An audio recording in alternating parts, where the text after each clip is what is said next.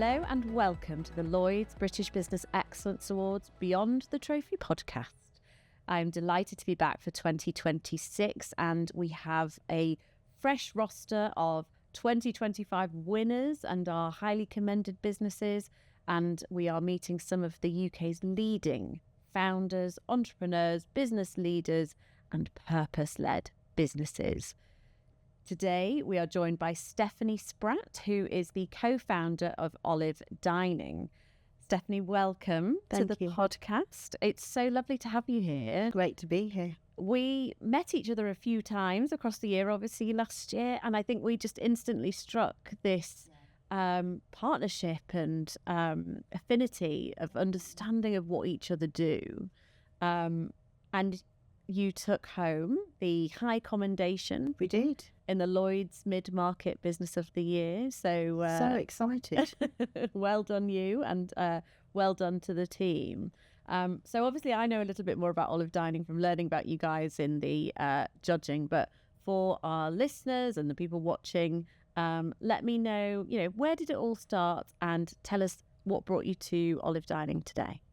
So Olive Dining came about where previously in a different life, my business and I, we worked in corporate industry and we worked in B&I and hospitality. We then fell into the education sector of the market and had absolutely no idea the large amount of opportunities they were, and most importantly, the opportunity to make a difference. So we both worked for large corporates, and I'm going to describe it as we were putting square pegs in round holes. We were incredibly busy, but we weren't really able to deliver anything bespoke. So the opportunity presented itself for us to set up a company that was focusing on our clients, the individuality of each of the sites we work with. So we work essentially in London in areas of deprivation, providing school meals, drawing down on school funding. It is so important that we work with the clients and the students, and we feed the students food that they want to eat, but whilst managing all the school food standards. That said, each school is different, so they're all bespoke. They have different requirements, they have different premises, they have different types of funding. So just in the London borough, some are fully funded, some aren't fully funded. It is the most exciting place to be. In addition to feeding students good quality, healthy food, it's also actually about the people. I come across people all the time that are just, I'm going to describe it as neglected. They're not seen. They're like the unseen heroes every day. Your typical school dinner lady. So for us, it's about giving them a purpose, giving them an opportunity, and giving them a voice. And that's how it was started. We just took the plunge. So Olive Dining provides school meals. So it's across the London borough, and is it any of the home counties as well? We do some of the home counties, but essentially it's in and around the M25. Going down into Kent, a bit into Sussex, a bit into Surrey, and a bit out into some of the home counties. And your customer then ultimately is the school trusts, is that right? Individual schools or school trusts. So some of them are individual, standalone, and some of them are in trusts or MATs as they're known, and academies. And just to give a bit of context, I mean, you are a mid-market business. You employ over 1,200 people. 1,200 people. 1,200 dinner ladies and chefs. Phenomenal. And that's, I think from what I checked, that's happened quite quickly. Am I right? Yeah. So we started relatively slow because we grow by reputation. Although there is some competitive tendering, a lot of ours is growing by reputation and retention of business. So it took us to, we gradually grew to about 16 million, and then that put us in the position where we were sufficiently geared to be able to jump. So we grew by 23% last year, and we're geared to grow again. So probably close with a turnover of about 45 million at the end of the year. But that's about having the strategy and the opportunity and growing at the right pace to have the back of house resources to deliver the front. Because I'm a great believer, if you get the food on the plate right, everything else will fall into place behind it. And of course, it's very topical, the issue of school meals in this country. So, obviously that must be something that I feel like you were probably thinking about this way before Jamie Oliver and it became something in the national media about school meals. But what ultimately drives you every single morning when you're thinking about the children going into school that day? When it comes to the business looking forward as well? Like, is it the sustainability element of the food that you're serving, or is it just making sure that every child has a hot meal? There's several components to that. So essentially, what gets me out of bed, or get all of us out of bed in the morning, it's the opportunity to make a difference to children's lives through food. Schools will talk about the education journey. I talk about the culinary journey. So it starts when they come into school at reception. It finishes when they go off to university. But it's about recognising that some of the customers we feed, it is their only meal of the day. So it's really important that that food represents them. And we're flexible enough and proactive enough, listening to what they're saying and making sure that we're managing the food offers that we make to satisfy their requirements. Behind that, procurement and sustainability is really important. So we audit ourselves to be 98% fresh. To do that, we work very, very hard with our suppliers. So my business partner and I, we lead that because it's one of the foundations of our business, knowing where our ingredients come from, making sure that we have all the training, the practices in process to treat those ingredients in the right way to deliver the food. And then the sustainability is, if you take our primary schools, we don't have any plastics. So we've eliminated all the plastics. Students are fed on china plates and bowls. We cover the tables with table. It is absolutely about the dining experience. And everything we use is reusable pots. If you move into secondary schools, they will have china plates and bowls. So they're getting that dining experience because children so often today are eating on their laps or they're buying takeaways from the shop. So there's that balance of giving them that culinary education. What could it look like? And then where we do takeaway, because obviously we're splitting queues in secondary schools, the volumes are great. It's about using disposables, but they're reusable disposables. And where we do have trips or we have to use a disposable, we make sure they're biodegradable down to soil level in 4 weeks. And then in addition to that, in the environment, we measure wastage, we measure production, we measure wastage. So we're making sure that we're managing the environment as well. So there's a whole gambit of things that go on behind the scenes to be able to deliver that food on a daily basis. It's incredible. I had no idea that the use, that's so important, the use of cutlery even, especially at primary school from reception level, to know, if they're not having that meal at home, that actually dining is a community time. And it's so, so important. Students eat on trays children eat on trays in front of the TV. We work with some schools that come to us and students have left primary schools and they're eating with their fingers. Mm. And it's also about understanding how they eat and how the palate evolves. So the level of spicing that you use. So students in reception and Key Stage 1 terribly bland food. By the time they get to year 5 and year 6, you're getting them ready for secondary education. They need a whole different type of food offer. And it's just having that process. So I talk about the culinary education. And then in secondary schools, it's looking at the demographic and making sure that the food is marinated. So the flavours inside the food, because students in the areas that we work, they're very conscious of the food they're eating and the flavours they want to see because of their diversity and the culture. So it's having the right recipes, the right menus and tasting the food. So the spicing and the tasting is individual to each school. One size does not fit all. Mm-hmm. And it's having the right chefs team and the development chefs to make sure that we can manage that. Have you always worked in food and culinary experiences? Yes, I have. Yeah. So before what year was Olive Dining? It was 12 years ago. 12 years ago. So before that, what were you doing before that? So I originally was a graduate trainee for one of the large corporate companies. And I went to, I didn't want to work in hotels because when I was younger, it would have been hospitality or housekeeping or reception. So I went to work in the city, in the banks actually. So I did a lot of event catering, hospitality catering. It was all about food. And then I went to live overseas, came back, wanted to go back to work, had children. Mm-hmm. And people said to me, you need to go and work in a school. You'll get the holidays. So I went to be a catering manager in a school near to where I live. Won a national award for marketing. That was just about setting food out in the right way and using the things that I'd learned in a school environment and not just old-fashioned tins. If you're going to do a paella, put it in a paella dish. If you're going to cook a curry, put it in a balti dish. Make it exciting and vibrant and decorate the counters. We eat with our eyes. And then from there, I went to work for a couple of corporates and then had the opportunity to set up Olive Dining, taking in all the things we'd learnt and making it all about food and what does it look like to make people want to eat it, and then what does it taste like, whilst having very robust back of house systems to manage the process.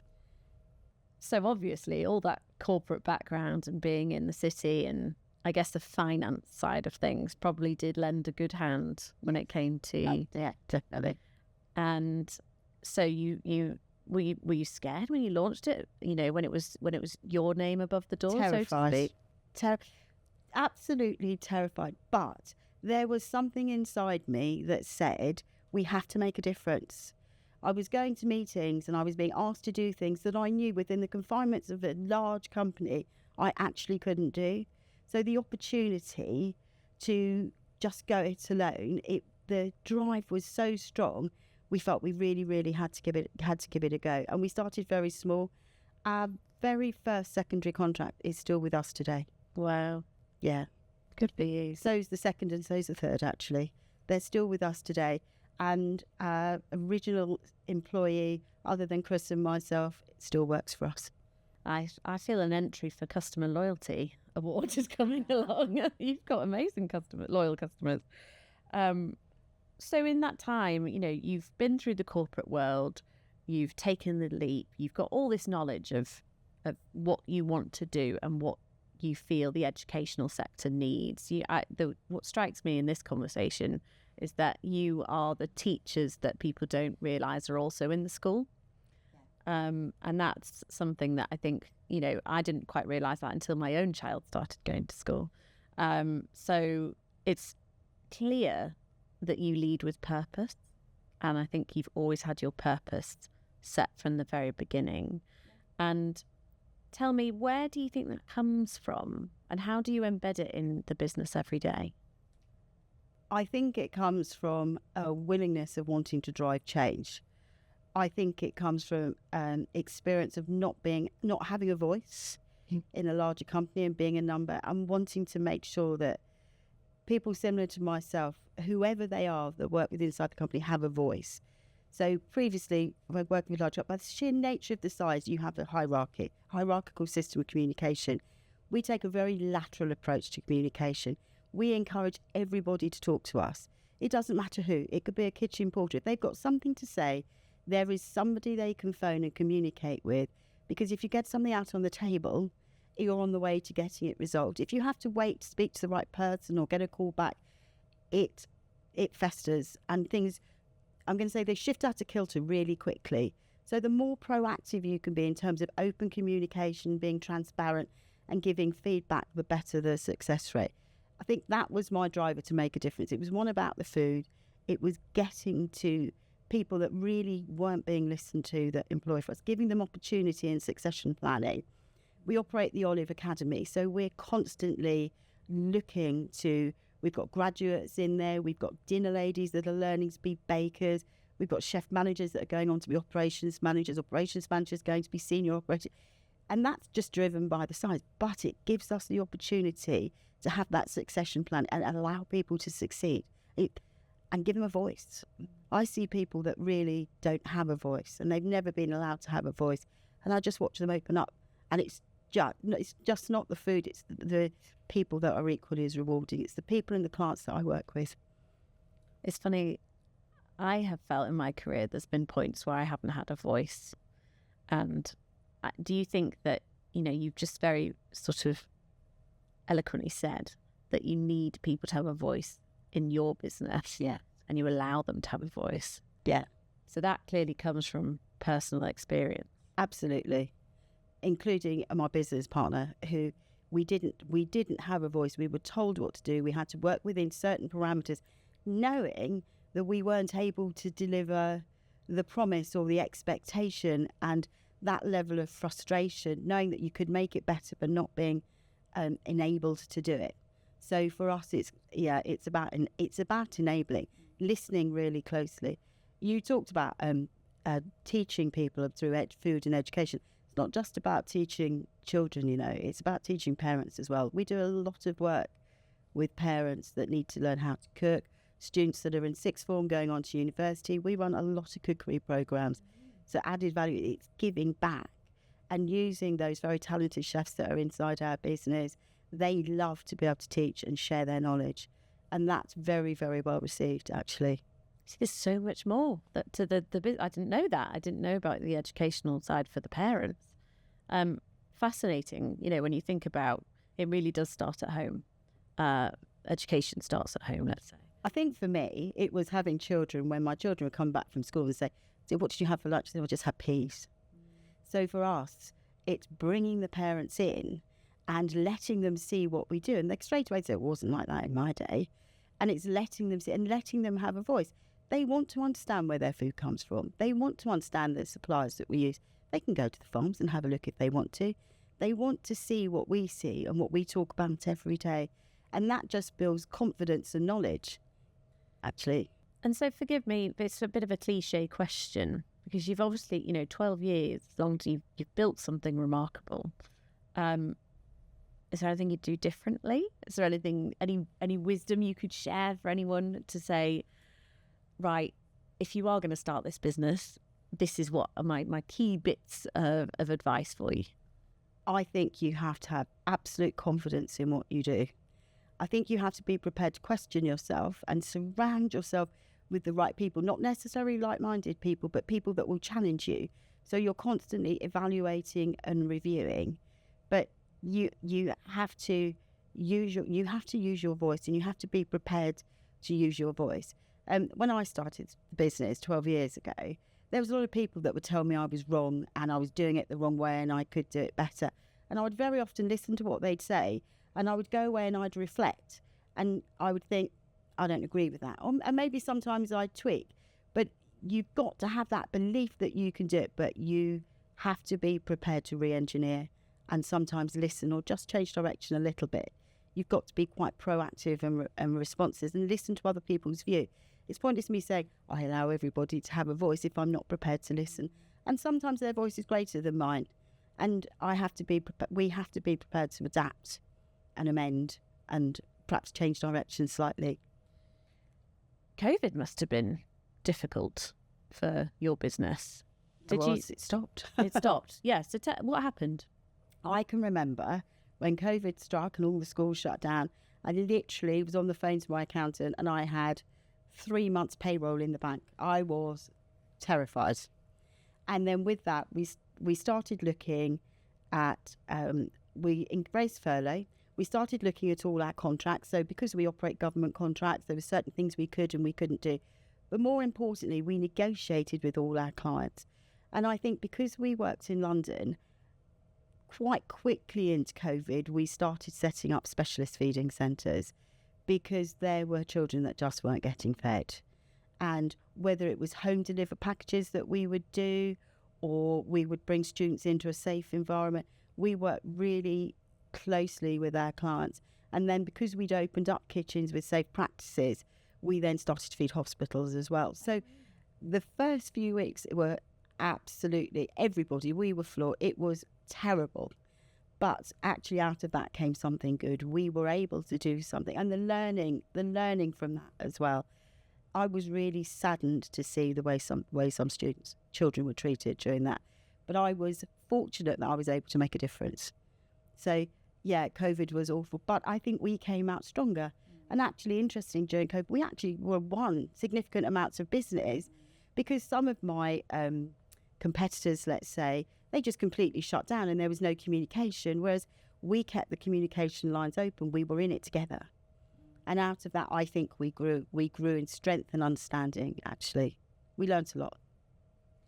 So obviously you were highly commended in the Lloyds British Business Excellence Awards, and I think you are a clear, outstanding example of excellence in business. Thank you. Yeah, I firmly believe that, and I know the judges on the day felt the same way when they met you and the team. That's fantastic. So what does excellence look like for you in the business, when you have those moments of pride, and what do you think other businesses can learn from your business? Excellence looks to me like queues of people but not long queues of people eating food. So very simply, in a primary school, each primary school has a board, a happy or a smiley face. Students have their lunch and they go and put either a happy or a smiley face on a board. If that side of the board is full up and students are engaging and saying, thank you, I really enjoyed that, and coming back, that to me is excellence. That's a job well done. And smiling staff. And in secondary schools, it's equally the same, but to a different degree. It's students enjoying the food, telling us the foods they'd like to see, what street food they'd like to see, what they're eating out on the high street, so we can create a healthy version of that. That looks like excellence to me. In terms of that, it's also the feedback I get from staff. Our staff are so important because, some of them, we're very conscious they're on the breadline. They only work for 3 hours a day. So, and some of them, it's the only time they ever really to get out and socialise. So when I get the feedback that they love working for Olive Dining, they feel that they listen to, that also represents excellent. And then, of course, in addition to that, it's the feedback I get from the clients. But if you have everything else building up from the bottom, actually, naturally, we'll get good feedback from the clients. It's that's what excellence looks like to me. It's the food on the plate, doing the job it's supposed to do, giving children a good nutrition, balanced meal that they're enjoying. We're not dictating it to them, we're listening to them and they're enjoying it. Our staff saying they really enjoy working for Olive Dining and they're listened to and thank you. I mean, I get thanked when I walk in. And I don't expect to be, because quite often I get put on the dishwasher, what do you want to do? So, can you just do the dishwasher? Because they think I can't do it. But of course I've done it over the... So, but it's the conversation that generates that and what they have to say, and they feel valued. So we transfer staff into our business that really don't feel valued sometimes. They're not listened to, they're frustrated, they're unhappy. They come into us, they're really nervous. We're just asking them to put on a new uniform. Okay, and that could be hugely challenging for them. But actually, by the end of that mobilisation process, or by the end of the second week, they said, this is great. Usually it's because they're producing really good food, they're handling really good food, and they're nurtured and mentored, and they're not on their own, we're in it with them. What would I say to my competitors? Listen to what your customers are saying to you. Listen to what your staff are saying to you. Don't always be driven by finance. So looking at you as a business leader, you work very closely with your daughter. My daughter works for us, yeah. Yes, Kelly. I think you have another highly successful career-leading daughter who works for journalism. Yeah, very proud of both of my girls. And so it's two girls that you have? Yeah. And where do you what a successful family. What's the plan? What's the plan for the future, do you think? Not just for the business, but for you. So for the business, Olive Dining will remain an independent. And whilst Chris and I sort of like are the co-founders and we're very actively involved, we actually have a very senior exec team that actually run the business on a day-to-day basis. That's challenging. That requires some very strategic management and feedback and consultation to make sure that we are all on the same page and we're all going in the same direction. But we're 2 years into that and it's working really well. Our growth rate is testament to that, actually, that by putting that in strategically, we've maintained our passion and our ethos and our culture. So that it frees me up a little bit, which means I can go and do other things. I can work with other parties, I can share information, and I can act like more of a mentor. There are a lot of people that want to grow in the business, and that enables me to mentor them, knowing that the business is being run successfully on a daily basis. So, yeah. And in terms of my family, well, I just think they're fabulous. I'm so proud of my girls, actually. Kelly works in the business. They describe her as mini-me. She can actually finish my sentences, which I find really alarming sometimes. And then Vicky, completely different career, but forging her own path. And I think that's incredibly important for young women to be able to do that. And they're working mothers, and that's difficult. And anything I can do to support those people, I'm absolutely there for them. Because when I did it, I didn't have that level of support. It wasn't done so much. And I think it's so lovely to see people that want to do that. Well, I think, they're clearly led by the inspiration of their own mum. who has built an incredible business. Regardless of what time it happens in your life, it's still the same process that you go through as a founder.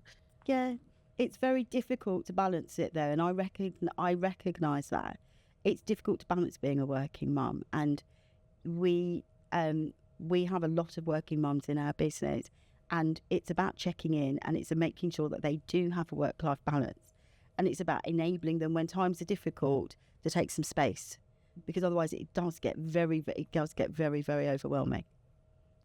What do you think the government could do to support working mothers, actually, on that point? Do you have an opinion on whether the government do enough to support women in business? No, I don't. I don't think they do enough to champion women in business. Outspoken. I think they possibly paid a little bit too much lip service. I think we're doing a lot to support the lower end of what I call the employment market. I think it's right with the Employment Rights Act. Wellbeing's a big thing. We're ticking all of those boxes. But what about the people that want to be me? Okay, not that I'm exceptional, but it's the people that want to be me, that want to have the opportunity. They don't get enough help. There isn't enough there to inspire them or take that inspiration and make it happen. I feel like all the entrepreneurial stuff's stifled at the moment, and I think if we can do anything to open it up, I think we would create greater opportunity. And England needs that opportunity at the moment. It needs that opportunity. It needs those entrepreneurs to drive business. And I just think it's a little bit flat and stifled at the moment, if I'm honest. Winning awards is obviously really important for business growth. Did you see, so the beginning of 2025, were you like, right, we're going to go out and we're going to enter awards, we're going to win some, or was it specifically the Lloyds British Business Excellence Awards that you wanted to look at? What was your approach, and would you recommend the process to anyone? I would 100% recommend it. So I think we got to a certain size, and it wasn't about myself and my business partner. It was about the people that work for us and the recognition. The Lloyds Business, they're fantastic. And the categories that you have, we felt really well into, and we wanted to be part of it. And I'm so excited that we have. But the biggest takeaway from it, it's not me going up on a stage. That was great, right? I got to wear a red dress. That was fantastic. However, it's the people that work for us. Yeah. The bit I underestimated and that I've learnt is just how important it was for them. It was so, so important. And they felt valued. They felt part of it. And they realised that what they do on a daily basis has contributed to that. They're the real winners in all of this. That absolutely made it for me. And it was my learning that we should have done it sooner. Well, if only you could tell everyone, every business in the country that, to go and listen to me.